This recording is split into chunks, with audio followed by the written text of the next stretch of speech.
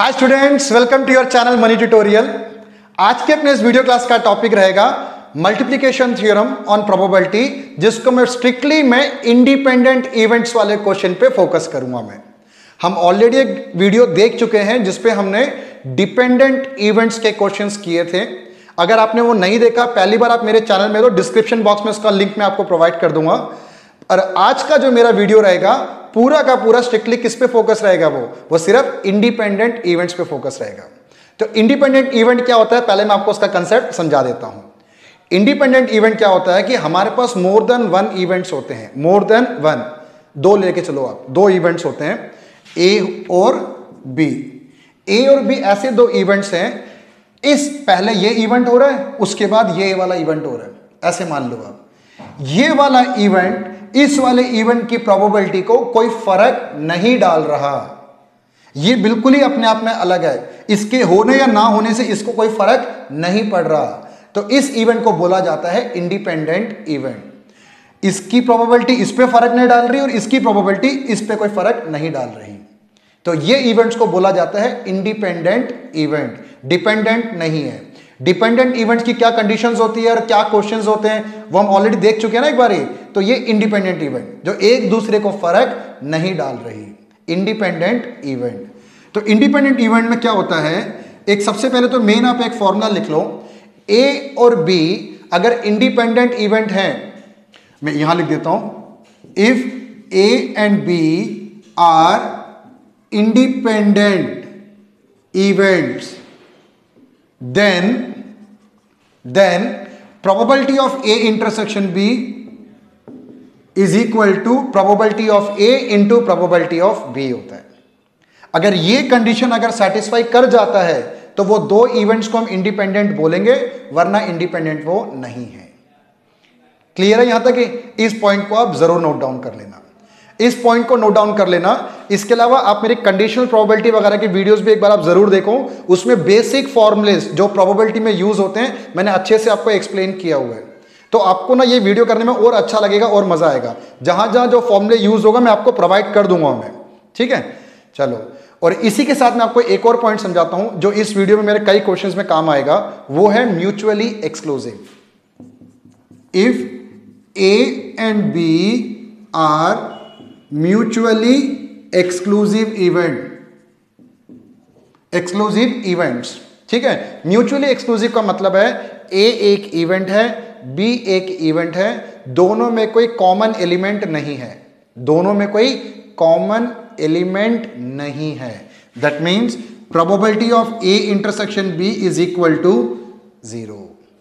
तो कभी भी आपको बोले कि दो इवेंट म्यूचुअली एक्सक्लूसिव है, तो उन ए और बी के जो सेट में जो एलिमेंट्स होंगे ना, उसमें कुछ भी कॉमन नहीं है। तो वहां पर हमारी probability of A intersection B आप 0 लेकर चलना।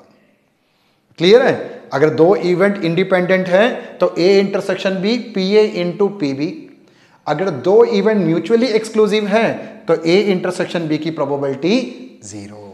तो इसको नोट डाउन अच्छे से कर लो। सबसे पहले रजिस्टर में नोट डाउन करने के बाद आज इस वीडियो क्लास के फर्स्ट क्वेश्चन की तरफ हम मूव करते हैं। आपके स्क्रीन पे है फर्स्ट क्वेश्चन।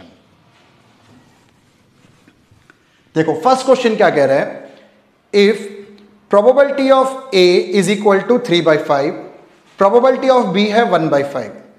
प्रोबेबिलिटी ऑफ ए है 3/5, प्रोबेबिलिटी ऑफ बी ये हमें गिवन है 1/5। बहुत ही सिंपल क्वेश्चन है, find probability of A intersection B if A and B are independent event. बहुत सिंपल, 10 क्वेश्चन करेंगे तो मैं फर्स्ट से लेकर 10 तक जो मैं पहुंचूंगा ना, बड़े ही बिल्कुल प्यार से ऊपर धीरे धीरे करके लेवल बढ़ाता हुआ चलूंगा। और आखिरी के जो 2 क्वेश्चन है ना, वो तो इस वीडियो क्लास के सबसे मोस्ट इंपॉर्टेंट क्वेश्चन है।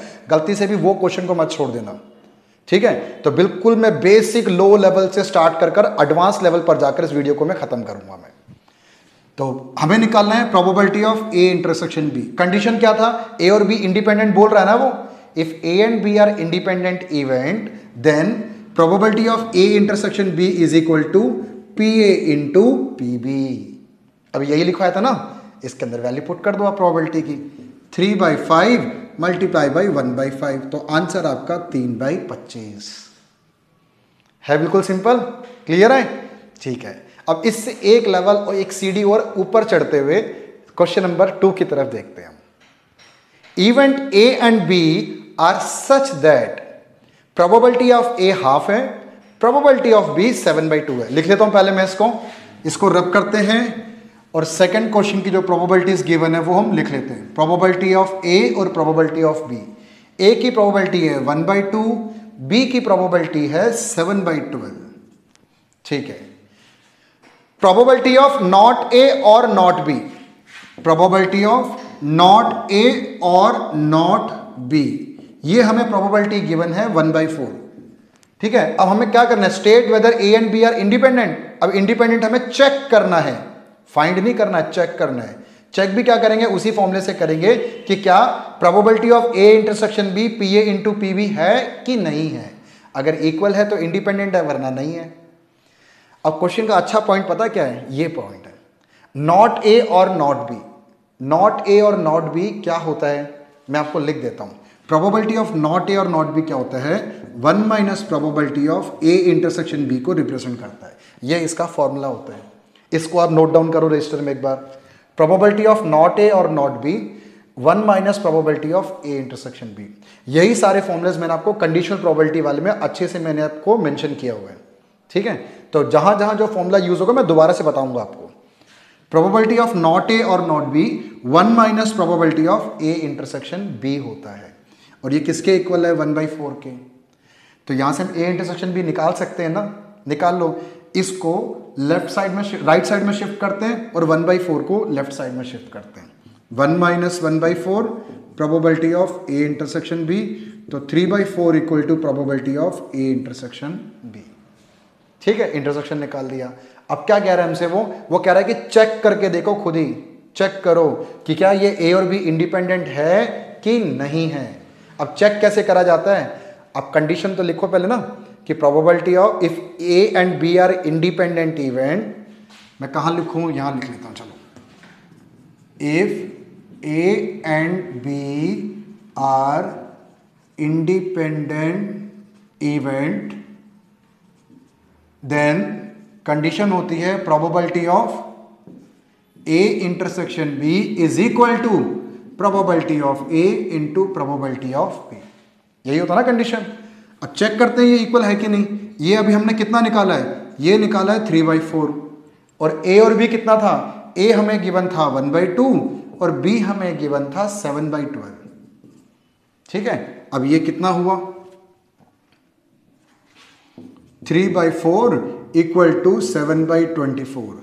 अब आप ये बताओ ये क्या दोनों इक्वल होते हैं, कोई ये इक्वल नहीं है ना, ये है हमारे नॉट इक्वल। नॉट का साइन डाल दो।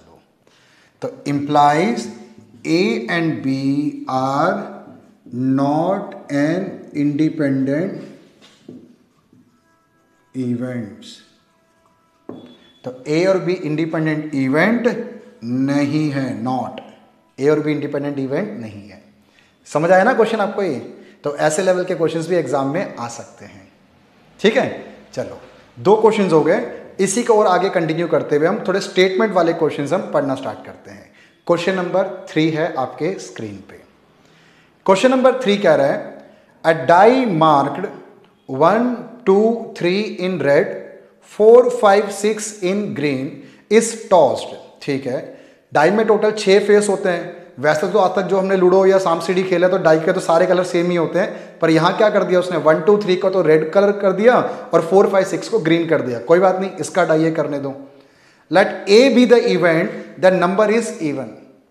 ए एक ऐसा इवेंट है जो क्या दर्शा रहा है, number is even. B B the event the number is red, number red है। और ए एंड बी इंडिपेंडेंट, वही जो सेकंड क्वेश्चन में पूछा था, फिर से सेम क्वेश्चन पूछ रहा है, क्या दोनों इंडिपेंडेंट है कि नहीं है। ऐसे ही चेक करेंगे अगर इंडिपेंडेंट है कि नहीं है वो। ठीक है, करते हैं इसको स्टार्ट। कंडीशन तो यही रहेगा हमारे पास। पहले तो ए क्या बोल रहा है वो, A number is even. Even number आप बताओ क्या क्या हुआ इसमें। इवन नंबर है 2 4 और 6, यही है ना।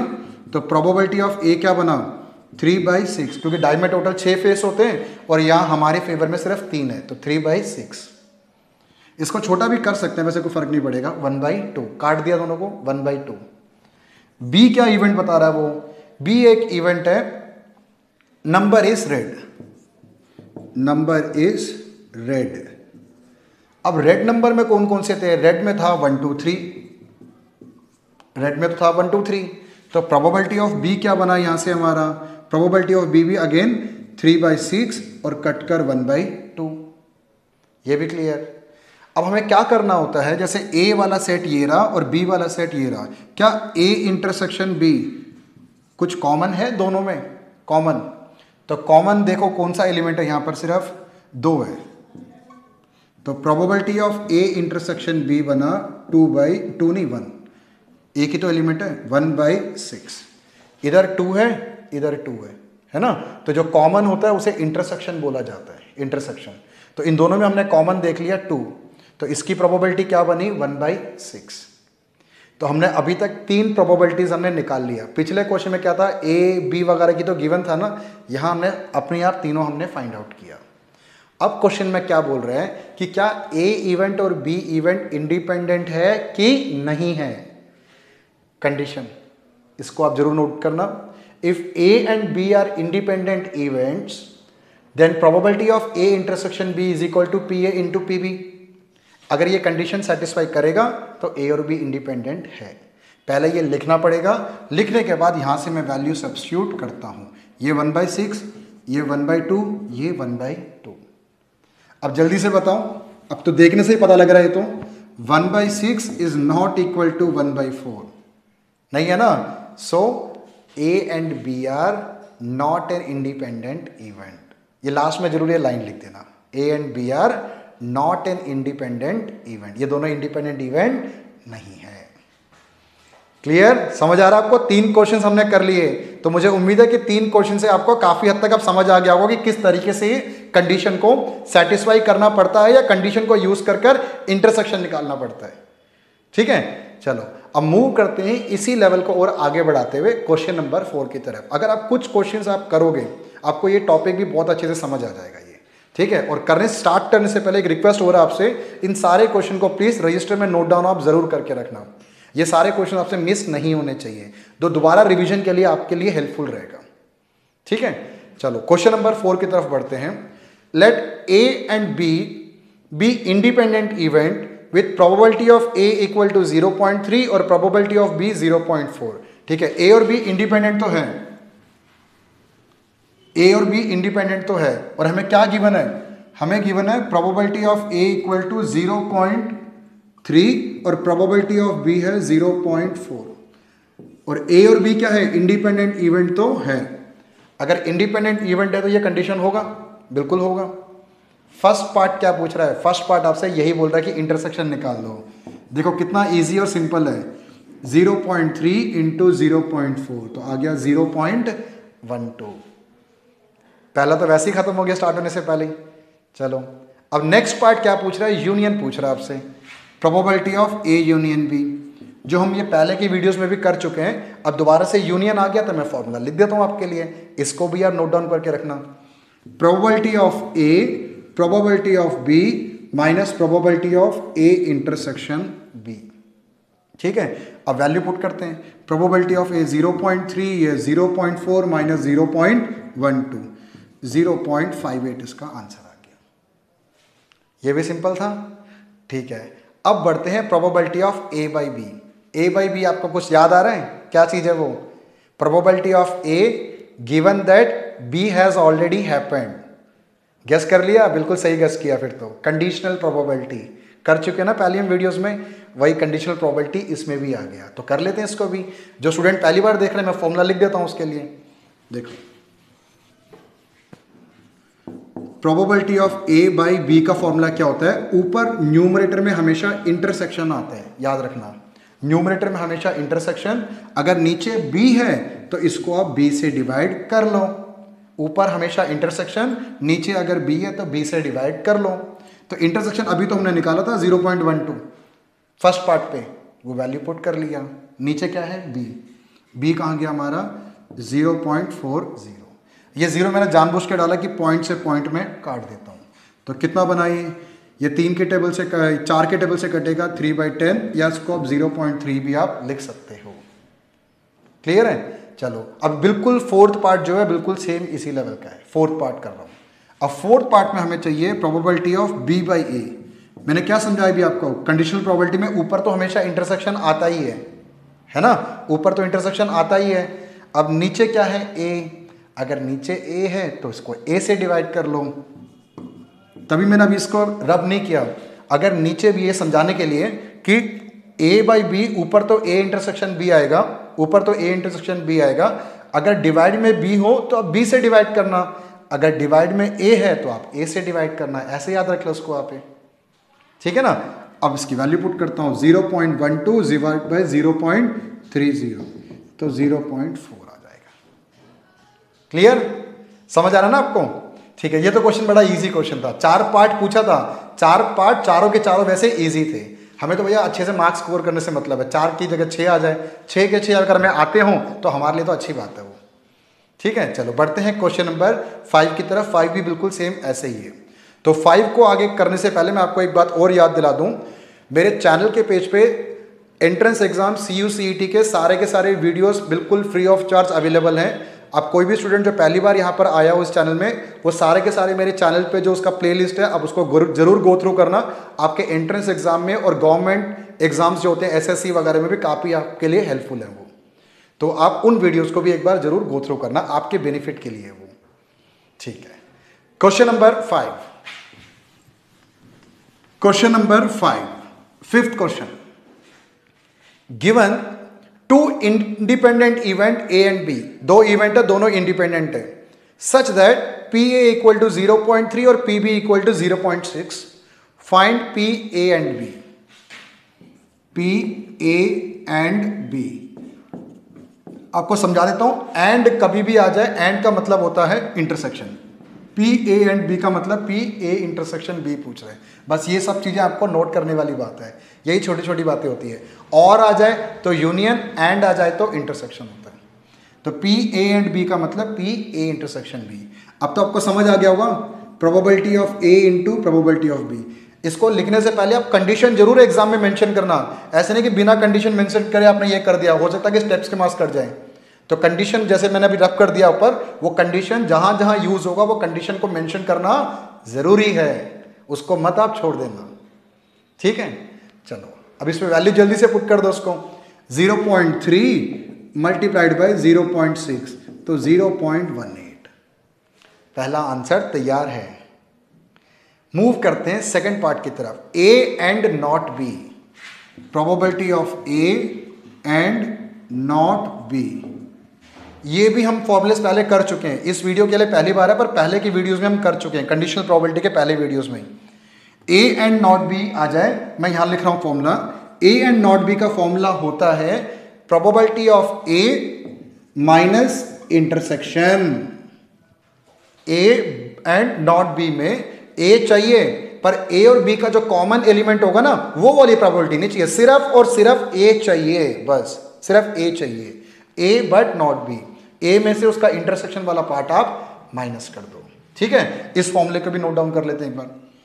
अब A की प्रोबेबिलिटी क्या गिवन थी? 0.3, इंटरसेक्शन था 0.18, तो आंसर आ गया 0.12। ये भी क्लियर? चलो थर्ड में क्या बोल रहा है? A और B, ये क्या था? एंड आते मैंने क्या समझाया आपको? इंटरसेक्शन। और कभी आ जाए और का मतलब होता है union. Probability of A union B पूछ रहा है आपसे थर्ड पार्ट में यूनियन पूछ रहा है। अब यूनियन की प्रोबेबिलिटी तो हम कर चुके हैं ना पहले 2 क्वेश्चंस में। Probability of A plus probability of B minus probability of A intersection B। ये तो पता नहीं कितनी बार फॉर्मूला यूज होते रहता है ये। ठीक है, अब मैंने फॉर्मूला लिख दिया, आप जल्दी से वैल्यू पुट कर दो उसके अंदर। वैल्यू पुट करते हैं 0.3 प्लस 0.6 माइनस 0.18, 9 8 0.72 80 90। ठीक है, 0.72। क्लियर? मूव करते हैं फोर्थ पार्ट की तरफ। फोर्थ पार्ट में कह रहा है probability of neither A nor B। ये तो और ज्यादा इजी है, नाइदर A नॉर B। अभी हमने क्या निकाला, ए और बी की निकाली ना, ए और बी की। अब वो कह रहा है कि ना ए चाहिए ना बी चाहिए, गेस कर लो। Probability of neither A nor B, neither nor में हमेशा यूनियन को माइनस कर देना। ये अभी यूनियन निकाला हमने, ए और बी के होने की संभावना है 0.72, ए और बी के होने की प्रोबेबिलिटी है 0.72, पर वो कह रहा है कि ए और बी नहीं चाहिए। नहीं, तो नहीं का मतलब 1 में से माइनस कर देते हैं 0.72 को, 0.28 इसका आंसर है। क्लियर? जहां जहां जो फॉर्मूलेज यूज हो रहे हैं उसको लिखकर बॉक्स बनाकर हाईलाइट करके रखना, आपको रिवीजन में इजी पड़ेगा।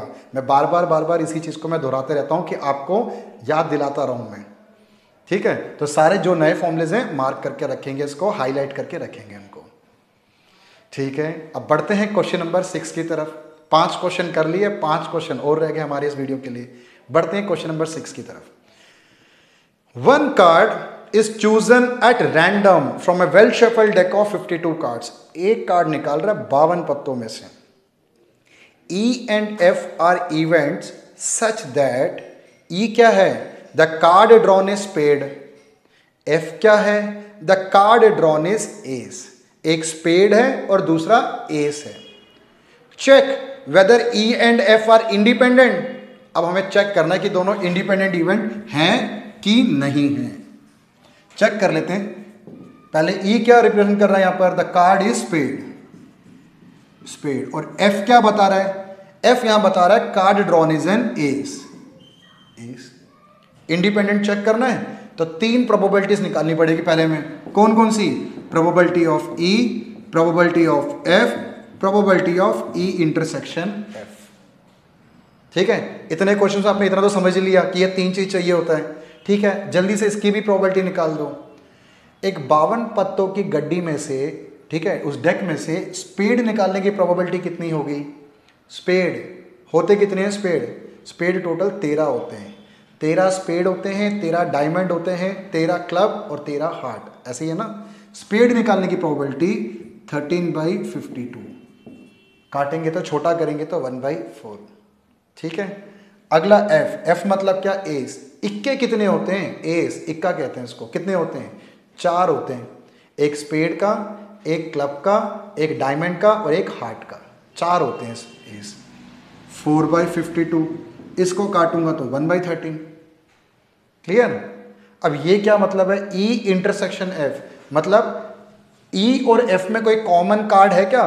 कोई ऐसा पत्ता है 52 में से जो एस भी हो और स्पेड भी हो? कोई है कॉमन ऐसा कार्ड जो दोनों हो, एस भी हो और स्पेड भी हो? एक कार्ड होता ना। अभी मैं आपको कह रहा था कि एस के 4 पत्ते होते हैं, हार्ट, स्पेड, क्लब और डायमंड। इस 4 में से एक कार्ड क्या होता है? एस जो है स्पेड का, तो 1/52। क्लियर? अब हम चेक करते हैं कि इंडिपेंडेंट है कि नहीं है। पहले कंडीशन लिखना जरूरी है।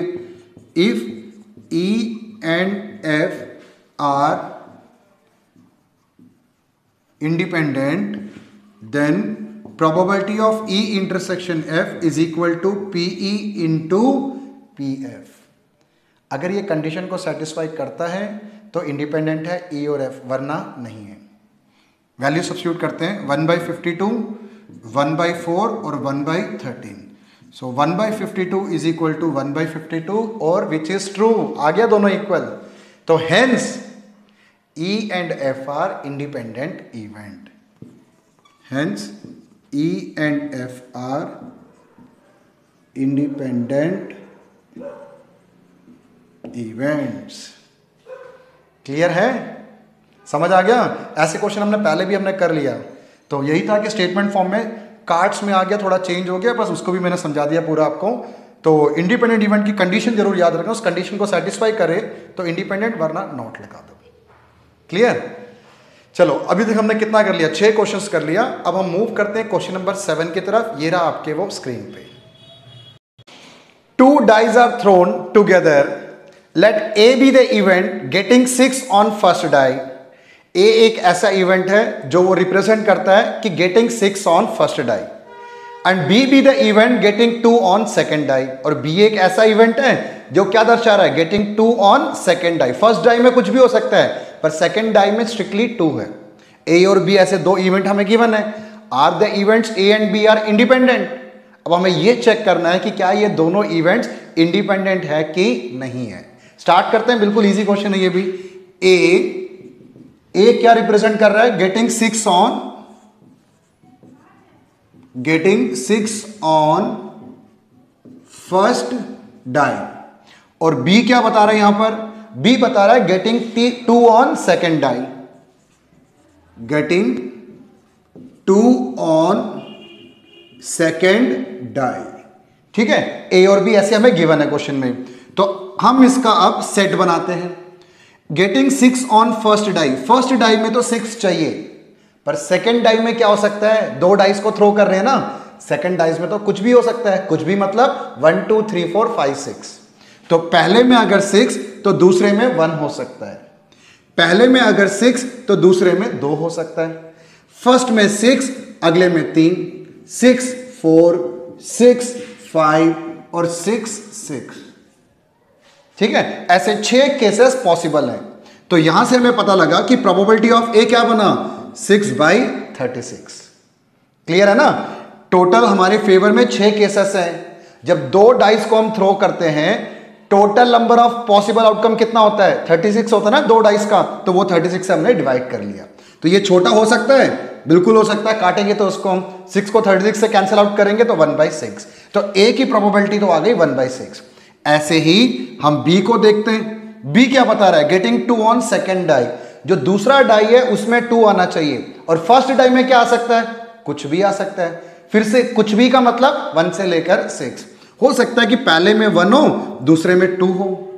ऐसे ही 1 नहीं आ गया, 2 और 2, 3 2 4 2 5 2 और 6 2। फर्स्ट वाले डाइज में 1 से लेकर 6 तक कुछ भी हो सकता है, पर सेकेंड डाई में तो हमें 2 ही चाहिए वहां पर, तो पीछे हमने 2 लिखा है। तो यहां से प्रोबेबिलिटी ऑफ बी क्या बना, अगेन 6/36, तो 1/6। हम अपने एंड से और क्या करते हैं, हमें इंटरसेक्शन निकालना पड़ता है। तो ए इंटरसेक्शन बी। अब आप देखो ए वाले सेट और बी वाले सेट में कुछ कॉमन एलिमेंट है कि नहीं है, चेक करते हैं पहले। ए और बी में कॉमन, यहां देखो आप 6 2 है इस तरफ, यही 6 2 यहां पर भी है बी वाले सेट में। तो ए और बी में एक कॉमन एलिमेंट है, और वो एक कॉमन एलिमेंट है 6 और 2। क्लियर। तो यहां से हमें पता लगा probability of A intersection B is 1/36। 1/36 कैसे, क्योंकि एक केस है हमारे फेवर में और पॉसिबल आउटकम कितने हैं 36, इसलिए 1/36। तो अभी तक हमने क्या किया, probability of A, probability of B और ए इंटरसेक्शन बी निकाल लिया। अब पूछ क्या रहा था क्वेश्चन में, क्वेश्चन में पूछ रहा है क्या ए और बी इंडिपेंडेंट इवेंट है कि नहीं है। अब वो कैसे पता लगेगा, कंडीशन तो आपको पता ही है। अब लिखते हैं उसको बोर्ड पे हम। कंडीशन होता है probability of A intersection B is equal to probability of A into probability of B. अगर ये दो इवेंट इंडिपेंडेंट है तो ये कंडीशन सेटिस्फाई होना चाहिए, ठीक है ना। तो ए इंटरसेक्शन बी कितना था 1/36, probability of A 1/6, probability of B ये भी 1/6। अब ये तीनों प्रोबेबिलिटीज की वैल्यू यहां पर मैंने पुट कर लिया। पुट करने के बाद देखो यहां तो लेफ्ट हैंड साइड में तो 1/36 है, क्या राइट हैंड साइड में भी 1/36 है, बिल्कुल है। 1/36 equal to 1/36। Therefore event A and B are an independent event. Clear है कि नहीं है, समझ आ गया आपको। तो इंडिपेंडेंट इवेंट की जो कंडीशन अगर सेटिस्फाई कर जाए तो इंडिपेंडेंट है, वरना वो नहीं है। सिंपल ही क्वेश्चन था ये, ठीक है। तो अब मूव करते हैं क्वेश्चन नंबर 8 की तरफ। देखो 8 भी बिल्कुल सेम ऐसे ही, फॉर्मूला तो यही यूज होगा, पर 8 वाला क्वेश्चन थोड़ा इंपॉर्टेंट है। धीरे धीरे धीरे करके हम इंपॉर्टेंट वाले लेवल को हम बढ़ाते जा रहे हैं। 8 अच्छा क्वेश्चन है, 9th उससे अच्छा क्वेश्चन है, और 10th तो इस वीडियो का सबसे मोस्ट इंपॉर्टेंट क्वेश्चन है। तो 8 की तरफ देखो पहले आप। Given that event A and B are such that probability of A is 1/2, probability of A union B is 3/5 and probability of B is P। B की आपको एग्जैक्ट वैल्यू नहीं पता, वो एक P दे दिया। Find P if they are दो cases हैं, पी की वैल्यू निकालनी है। पहला case they are mutually exclusive और दूसरा case A and B are independent. दो केस दे दिया, निकालते हैं। अच्छा क्वेश्चन है ये। अब सबसे पहले हमें गिवन क्या है, probability of A. Probability of A हमें गिवन है 1/2। Probability of A union B, A union B हमें गिवन है 3/5 और प्रोबेबिलिटी ऑफ बी कितना पता हमें, पी। यही तो पी हमें निकालना है। और पहले केस में क्या कंडीशन बता रहा है, if they are mutually exclusive. If A and B are mutually exclusive, condition याद है ना आपको जो स्टार्टिंग में समझाया था। म्यूचुअली एक्सक्लूसिव में क्या होता है, ए और बी में कुछ भी कॉमन नहीं होता। म्यूचुअली एक्सक्लूसिव में इंटरसेक्शन जो होता है वो प्रोबेबिलिटी उसकी 0 होती है। क्लियर, ठीक है। अब यूनियन वाले फॉर्मूले को हम यूज करके यहां से जो मिसिंग फिगर पी है हम फाइंड आउट कर लेंगे। अब वो यूनियन वाला फॉर्मूला क्या था, probability of A union B is equal to probability of A plus probability of B minus probability of A intersection B. था ना ये फॉर्मूला। अब इसके अंदर सारी वैल्यूज हम सब्स्टिट्यूट करते हैं।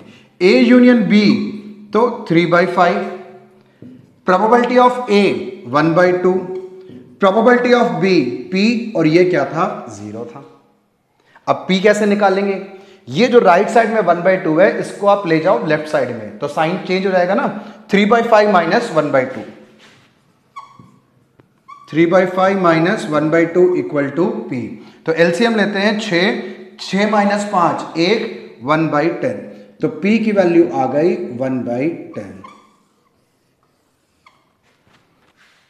क्लियर है कैसे, यहां मैंने एलसीएम ले लिया इसको ही। तो 6 माइनस 5/10, 6 माइनस 5 कितना होता है, मैंने 21 में लिख दिया 1/10 इसको। तो क्लियर है ना। तो कभी भी ए और बी को म्यूचुअली एक्सक्लूसिव बोलेगा तो क्या करना है आपको, उसका इंटरसेक्शन को आपने 0 लेके चलना है। ठीक है, अब ये क्वेश्चन खत्म नहीं हुआ, अभी तो सिर्फ फर्स्ट पार्ट पूरा हुआ है। सेकेंड पार्ट में क्या कह रहे हैं देखो, फिर से आप P की वैल्यू फाइंड आउट करो इफ दे आर इंडिपेंडेंट। अगर A और B इंडिपेंडेंट इवेंट है तो आप फिर से P की वैल्यू फाइंड आउट करो। अब इंडिपेंडेंट की क्या कंडीशन थी, इंडिपेंडेंट में A इंटरसेक्शन B जो है PA इंटू PB होता है, यही था ना। तो यहां पर अब वैल्यू पुट करता हूं, PA की वैल्यू तो क्वेश्चन में कितना गिवन था 1/2 और PB था हमारा P, तो ये हुआ P/2। अब फिर से हम क्या करते हैं, यूनियन वाला फॉर्मूला यूज करते हैं। Probability of A union B is equal to probability of A plus probability of B minus probability of A intersection B।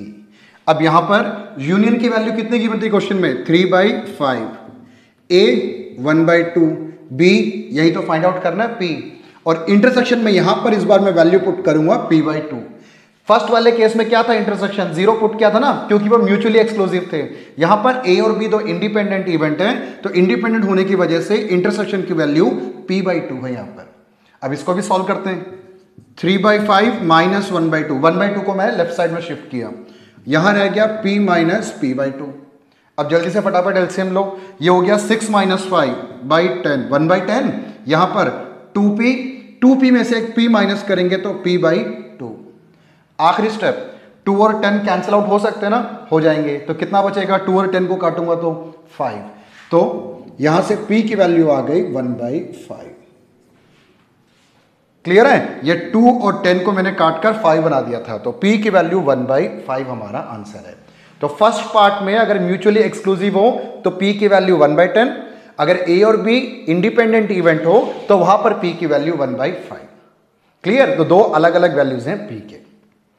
ठीक है, चलो अब हम मूव करते हैं क्वेश्चन नंबर 9 की तरफ। 9th क्वेश्चन, ये 8 से भी बहुत अच्छा क्वेश्चन है। देखो, A and B are given to be an independent event. A और B तो इंडिपेंडेंट इवेंट है, ठीक है, ये मैंने स्टेटमेंट मैंने पढ़ लिया।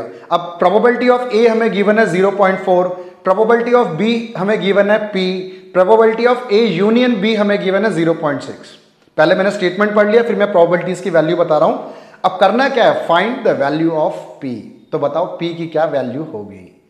आप लोग फटाफट जल्दी से एक बार वीडियो को पॉज करके ना ट्राई करके देखो उसको एक बार, थोड़ा दिमाग सोचो कि कैसे सॉल्व करेंगे, फिर आप मेरे को फॉलो करना। Probability of A is 0.4, probability of B, ये हमें पी गिवन है, probability of A union B हमें गिवन है 0.6, और क्वेश्चन में क्या गिवन है, ए और बी इंडिपेंडेंट है। ए और बी अगर इंडिपेंडेंट है तो ए इंटरसेक्शन बी कितना आया, probability of A into probability of B होगा ना, इन दोनों को हम मल्टीप्लाई कर लेते हैं तो 0.4 पी आ गया। अगेन हम यूनियन का फॉर्मूला यूज करते हैं, A union B, probability of A plus probability of B minus probability of A intersection B. इसमें सारी वैल्यूज हम पुट करते हैं, यह आया 0.6, ये 0.4, बी है पी और यह है 0.4 पी। 0.4 को लेफ्ट साइड में शिफ्ट करते हैं तो 0.6 में से 0.4 माइनस करेंगे तो कितना आएगा 0.2। ऐसे ही P में से 0.4 P माइनस करेंगे तो कितना आएगा 0.6 P। क्लियर है, P का मतलब 1 P होता है ना, 1 में से अगर 0.4 माइनस करेंगे तो 0.6 बचेगा और वो भी P के साथ। क्लियर है, तो 0.6 को हम डिवाइड में लेके जाएंगे तो 0.2 को 0.6 से अगर हम डिवाइड करते हैं तो कितना आएगा 1/3। क्लियर है, तो 1/3 को हम पॉइंट में भी लिख सकते हैं, तो नहीं छोड़ दो, फ्रैक्शन में छोड़ दो उसको ही। तो पॉइंट से पॉइंट मैंने काटा, 2 को 6 से काटा तो 1/3, तो 1/3 हमारा आंसर है। क्लियर है, समझ आ गया, ये क्वेश्चन 8 के जैसे ही बिल्कुल सिमिलर था ना, सिमिलर, इजी लगा आपको, इसीलिए मैंने आपसे खुद अपने आप करवाया था इसको एक बार। तो 9th क्वेश्चन भी हो गया। अब हम मूव करते हैं क्वेश्चन नंबर 10 की तरफ। 10th इस वीडियो क्लास का सबसे मोस्ट इंपॉर्टेंट क्वेश्चन है। इस क्वेश्चन को आप अच्छे से समझना, अच्छे से समझ के प्रैक्टिस आप जरूर करना इसकी, तो जरूर। तो स्टार्ट करता हूं क्वेश्चन नंबर 10, आपके स्क्रीन पे है, आप रीड आउट कर लो उसको। Question number 10, if A and B are two independent events such that probability of not A and B is equal to 2/15, probability of not A and B is 2/15 and probability of A but not B 1/6 है। तो हमें find probability of A and probability of B, P और P B की value निकालनी है। तो समझते हैं इस क्वेश्चन को कैसे अटेम्प्ट किया जाता है, बड़ा इंपॉर्टेंट क्वेश्चन है ये। Probability of not A and B, ये हमें कितना गिवन है, ये हमें गिवन है 2/15। अच्छे से समझना, ए और बी इंडिपेंडेंट इवेंट है, तो इंडिपेंडेंट इवेंट की क्या प्रॉपर्टी होती है, अगर इंटरसेक्शन बीच में हो तो नॉट ए एंड बी है ना, हम इसको यूं लिख सकते हैं, probability of not A into probability of B, लिख सकते हैं ना ऐसे हम इसको, इंडिपेंडेंट इवेंट की वजह से। अब यहां पर मैं वैल्यू सब्स्टिट्यूट करता हूं, इसकी वैल्यू तो 2/15 है। अब नॉट ए को प्रोबेबिलिटी में कैसे लिखा जाता है, 1 माइनस प्रोबेबिलिटी ऑफ ए, ऐसे ही लिखते हैं, और पीछे है प्रोबेबिलिटी ऑफ बी। क्लियर, अब 2/15, इसको ब्रैकेट मल्टीप्लाई कर लो, 1 को पीबी से मल्टीप्लाई करेंगे तो पीबी, पीए को पीबी से मल्टीप्लाई करेंगे तो पीए इंटू पीबी। ये भी क्लियर, ठीक है। अब इसमें से हम काम करते हैं, इसमें से हम पीए पीबी की वैल्यू फाइंड आउट करते हैं। तो माइनस पीए पीबी अगर हम लेफ्ट साइड में ले जाता हूं तो ये बनेगा पीए इंटू पीबी। क्लियर, यहां पर क्या बचा, पीबी।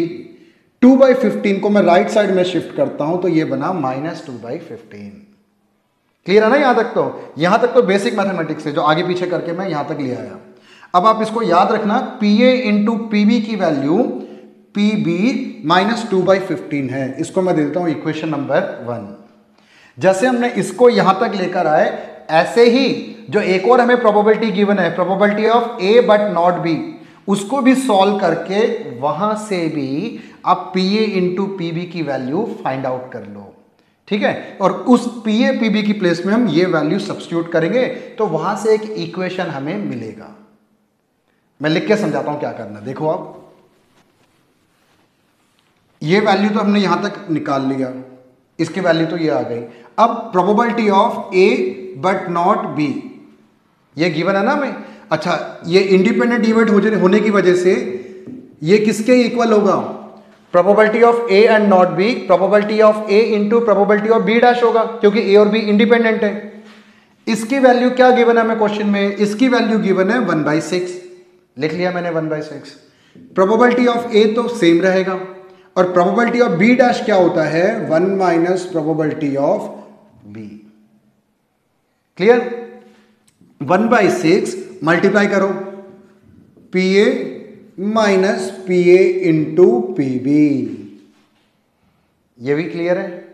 अब मैं इस PA PB के प्लेस पे मैं ये वैल्यू सब्स्टिट्यूट कर देता हूं, 1/6 PA माइनस PB माइनस 2/15। यहां मेंशन कर देना ब्रैकेट में यूजिंग इक्वेशन नंबर 1। तो इक्वेशन नंबर 1 से हमने PA इंटू PB की वैल्यू जो निकाली थी वो हम पुट कर रहे हैं यहां पर। तो पुट कर दिया।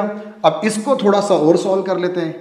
1/6 जब ये ब्रैकेट ओपन होगा तो ये माइनस और ये प्लस हो जाएगा, तो ये प्लस वाला 2/5 को यहां से उठाकर हम लेफ्ट साइड में शिफ्ट कर देते हैं, तो ये माइनस में चला जाएगा।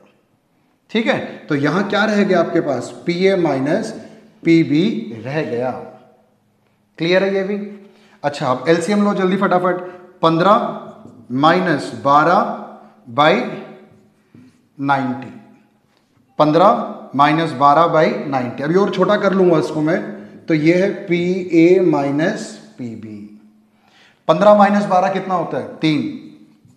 3/90 is equal to PA minus PB। 3 को 90 से मैं कैंसिल करता हूं तो 1/30। तो अब तक मुझे क्या पता लगा, PA माइनस PB की जो वैल्यू है वो है 1/30। क्लियर? अब इस या तो यहां से हम PA की वैल्यू निकालते हैं या हम PB की वैल्यू निकालेंगे। इनमें से किसी एक की वैल्यू निकालकर हम इस इक्वेशन में, इस वाले इक्वेशन में या इक्वेशन नंबर 1 में उसकी वैल्यू सब्स्टिट्यूट करते हैं। ठीक है, तो किसकी वैल्यू निकालूं मैं, PA की वैल्यू निकाल लेता हूं। तो PA क्या बना, यहां 1/30 तो है ना, माइनस PB को लेफ्ट साइड में शिफ्ट करूंगा तो वो बनेगा प्लस PB। तो PA की वैल्यू PA equal to 1/30 minus PB को मैंने लेफ्ट साइड में शिफ्ट किया तो प्लस PB। क्लियर? अब मैं यहां पुट करता हूं उस वैल्यू को, कहां पर पुट करें, हम पुट कर लेते हैं उसको इस वाले स्टेप पे, इस वाले स्टेप पे हम पुट कर लेते हैं उसको। 1/6 PA, इस PA की जगह तो वैल्यू हमें चेंज करनी है। PA की value 1/30 plus PB minus, again यहां पर PA आ गया, इस PA के प्लेस पे क्या करें फिर से, 1/30 प्लस PB और पीछे है PB। क्लियर? अब 1/6 1/30 प्लस PB को इन दोनों से मल्टीप्लाई करके ब्रैकेट ओपन कर दो, और ब्रैकेट के आगे माइनस भी है, माइनस को मत मिस करना। ठीक है, थोड़ा कॉम्प्लेक्स सा इक्वेशन लग रहा है पर सॉल्व तो करना पड़ेगा, पर जल्दी आंसर निकल जाएगा। ठीक है, घबराना नहीं है, इससे निकल जाएगा। सारे स्टेप आप समझते जाओ क्या करना है।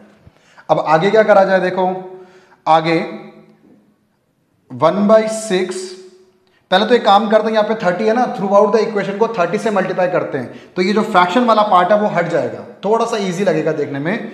मल्टीप्लाई बाय 30, इस पूरी इक्वेशन को 30 से मल्टीप्लाई करो जल्दी से। इसको अगर हम 30 से मल्टीप्लाई करेंगे तो क्या बचेगा, यहाँ पर 30 को 1/6 से करेंगे तो क्या बचेगा 5। इसको 30 से मल्टीप्लाई करूंगा तो क्या आएगा यहाँ पर 1। इसको 30 से मल्टीप्लाई करूंगा तो 30 टाइम्स ऑफ PB। इसे 30 से मल्टीप्लाई करेंगे 30 कटेगा PB। इसे 30 से मल्टीप्लाई करेंगे तो 30 PB का स्क्वायर। फ्रैक्शन वाला पार्ट खत्म हो गया। ठीक है, अब और आगे देखते हैं, क्वाड्रेटिक इक्वेशन बनाते हैं इसको। -30 PB स्क्वायर अगर लेफ्ट साइड में आया तो ये बना प्लस का। ठीक है ना, 30 PB माइनस PB 29 PB, 29 को भी उठाकर आप लेफ्ट साइड में ले आओ, -29 PB। चलो ये भी ठीक है। 1 को उठाकर भी लेफ्ट साइड में ले जाओ, 5 में से 1 गया तो कितना बचा 4। तो इतनी मेहनत करने के बाद अब हम कहां तक पहुंचे, एक क्वाड्रेटिक इक्वेशन तक हम पहुंच चुके हैं। ठीक है, अब आंसर जल्दी से निकल जाएगा। मिडिल टर्म को तो ब्रेक करना है। यहां पर PB के साथ कुछ नहीं है, PB के साथ आगे 30 लिखा हुआ है, ये 30 था यहां पर ही, 30 PB स्क्वायर। PB स्क्वायर के साथ क्या लिखा हुआ 30। इस 30 को पहले आप क्या करो 4 से मल्टीप्लाई करो, 30 इंटू 4, 120। 29 को ऐसे 2 डिजिट में ब्रेक करो कि मल्टीप्लाई करके वो 120 बने। किस किस डिजिट में तोड़ोगे आप, जल्दी गेस करो फटाफट। 29 को 2 डिजिट में ब्रेक करना है कि इंटू करके 120 बने, तो इसे हम 24 और 5 में ब्रेक करेंगे, 24 और 5 में। 30 PB square minus 24 times of PB minus 5 PB plus 4 equal to 0। -24 और -5 -29 पीबी बनता है। -24 को -5 से मल्टीप्लाई करेंगे तो 120 बनता है। ऐसे तो टूटता ना मिडिल टर्म। ठीक है, अब हम इन दोनों में से कॉमन क्या आएगा, 6 कॉमन आएगा, 6 और पीबी, तो 5 टाइम्स ऑफ पीबी माइनस 4। ऐसे ही इन दोनों में से कॉमन कुछ नहीं, 1 निकलेगा, 5 times of PB minus 4। Clear? अब ये पूरा का पूरा ब्रैकेट सेम है, तो एक ब्रैकेट तो बना 5 टाइम्स ऑफ पीबी माइनस 4 और दूसरा bracket 6 times of PB minus 1 equal to 0। Clear? Page को ब्रेक करते हैं, इसको लिखता हूं पहले, 5 times of PB minus 4 equal to 0। तो यहां से पीबी की वैल्यू कितनी आएगी, 4/5। एक वैल्यू तो आ गई पीबी की 4/5। ऐसे ही इसमें अब 6 times of PB minus 1 equal to 0, तो पीबी की वैल्यू 1/6, पीबी की वैल्यू 1/6, ये भी ठीक है। अब पी ए 1/30 प्लस पीबी था, यही था ना, पी ए 1/30 प्लस पीबी, और पीबी की प्लेस में मैंने 4/5 लिख लिया। अब जल्दी से फटाफट एलसीएम लो, 30 आ जाएगा, तो 30 तो ऊपर 1, यहां पर 24, 24 और 1 25/30, इसको मैं कैंसिल करूंगा तो यह आएगा 5/6। तो पी ए की एक वैल्यू तो आ गई हमारे पास 5/6। ठीक है, अब नेक्स्ट यहां से भी तो निकालनी है वैल्यू। अगेन पी ए क्या था, 1/30 प्लस पी बी। फिर से मैं एलसीएम अगर 30 ले लेता हूं तो यहां 5 प्लस 1 6, तो कैंसिल करूंगा तो इसको 1/5। तो दो वैल्यूज आ गई। अगर हमारा प्रोबेबिलिटी ऑफ बी 4/5 है, प्रोबेबिलिटी ऑफ बी अगर 4/5 है तो प्रोबेबिलिटी ऑफ ए 5/6 आएगा। ठीक है, और अगर प्रोबेबिलिटी ऑफ बी 1/6 है तो उस केस में प्रोबेबिलिटी ऑफ ए हमारा 1/5 होगा। लेंदी क्वेश्चन था, मेहनत से किया काफी है, पर एट लास्ट आंसर हमारा आ ही गया। तो इस क्वेश्चन को आपने बिल्कुल नहीं छोड़ना, ये प्रोबेबिलिटी का और इस टॉपिक का सबसे इंपॉर्टेंट क्वेश्चन है ये, इसे मिस बिल्कुल नहीं करना आपने। ठीक है, इसको अगर थोड़ा कम समझ आए तो थोड़ा सा पीछे रिवाइंड करके दोबारा से एक बार इस क्वेश्चन को समझने की कोशिश करना। इस क्वेश्चन में काफी सारे स्टेप्स हमने यूज कर लिए, सारे स्टेप्स को केयरफुल तरीके से आपने करना है, बीच में मिस्टेक कमिट नहीं करना। क्लियर? तो इस 10 क्वेश्चन से इस वाले टॉपिक को तो मैं क्लोज करता हूं। मैं आपको कुछ और क्वेश्चन पीडीएफ फॉर्म में डिस्क्रिप्शन बॉक्स में मैं आपको लिंक दे दूंगा उसका मैं, तो आपकी प्रैक्टिस और अच्छे से हो जाएगी। पीडीएफ को आप डाउनलोड कर देना और उसमें जितने भी क्वेश्चंस हैं उनको आप अच्छे से प्रैक्टिस करना। तो ये 10 क्वेश्चन और पीडीएफ के जो क्वेश्चंस होंगे वो, इनको आप अच्छे से प्रैक्टिस करोगे तो आपका इंडिपेंडेंट इवेंट वाला कंसेप्ट तो आपका पूरा क्लियर हो जाएगा। कुछ और टॉपिक के लिए मैंने और भी वीडियोस मैंने डाले हुए हैं, उनको भी आप जरूर गो थ्रू करना, तो आपका प्रोबेबिलिटी वाला चैप्टर तो बहुत अच्छे तरीके से कंप्लीट हो जाएगा। तो मैं इस क्वेश्चन से इस वीडियो क्लास को फिनिश करता हूं। मैं आपसे मिलता हूं नेक्स्ट वीडियो में कुछ नया टॉपिक लेकर। तब तक आप इन क्वेश्चन को प्रैक्टिस करते रहना, खुश रहना, और जाने से पहले अगर आपको ये मेरा वीडियो अच्छा लगा हो, आपने नॉलेज गेन किया हो, तो प्लीज लाइक शेयर और सब्सक्राइब आप जरूर करना। मैं मिलता हूं आपसे अब नेक्स्ट वीडियो में।